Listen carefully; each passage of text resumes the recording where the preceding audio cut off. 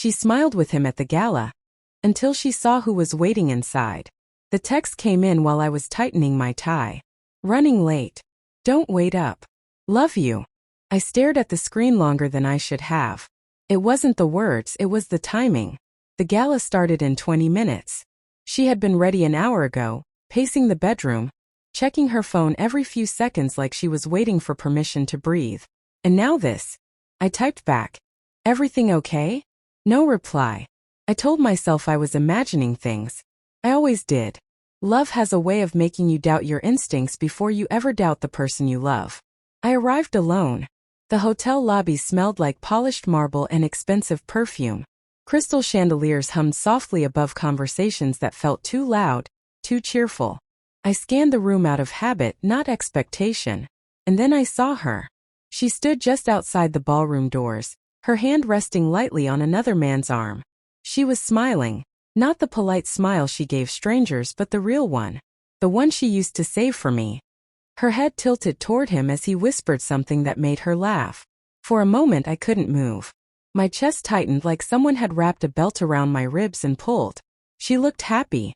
Happier than she'd looked with me in months. I thought back to all the little things I'd brushed off. Missed calls that went straight to voicemail.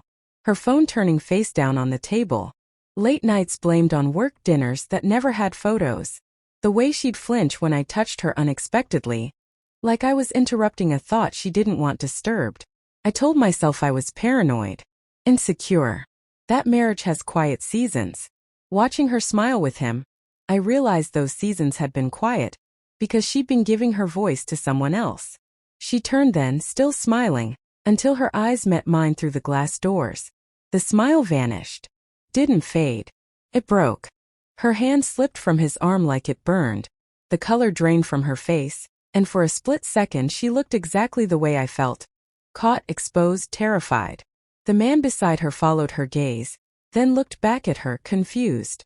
She said something I couldn't hear, her mouth trembling as she pushed past him and through the doors toward me. "Why are you here?" she asked, breathless. I laughed once, hollow and sharp. "Funny. I was going to ask you the same thing." She glanced over her shoulder. "It's not what you think." That sentence. It's always that sentence. "Then tell me what it is," I said quietly. "Because I just watched my wife smile at another man like she used to smile at me." Her eyes filled, but she didn't cry. "I didn't plan for you to see this." That hurt more than a confession would have. Inside the ballroom, music swelled and glasses clinked. Life went on, indifferent to the way mine was cracking. We stepped into a quiet hallway. She leaned against the wall like her legs couldn't hold her anymore. "It started as talking," she said. "I felt invisible at home. You were always tired, always distracted." And he listened. I wanted to scream. Instead, I nodded slowly like I was absorbing instructions.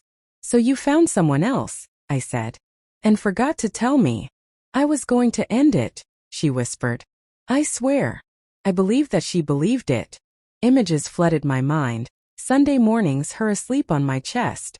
The way she cried when my father died. The vacations we never finished unpacking from because we thought there'd always be time. Now every memory felt tainted, like a photograph with a crack running through it. "Do you love him?" I asked. She hesitated. That was enough. I stepped back. The distance felt necessary, like oxygen. "I didn't come here to make a scene," I said. "I came because I trusted you. And now I know I shouldn't." She reached for me. I moved away. "I still love you," she said. "I know," I replied. "That's what makes this hurt." I left the gala without looking back. Outside, the night air was cold and honest. I didn't pretend everything was fine. Weeks later, the house felt quieter than ever. We spoke carefully, like strangers borrowing each other's words. Counseling was suggested. Apologies were offered. But trust doesn't return because it's asked to.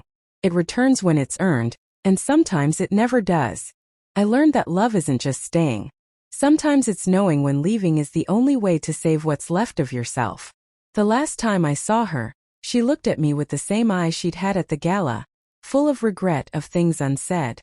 I nodded once and walked away. Not because I didn't love her, but because I finally loved myself enough to stop waiting outside closed doors.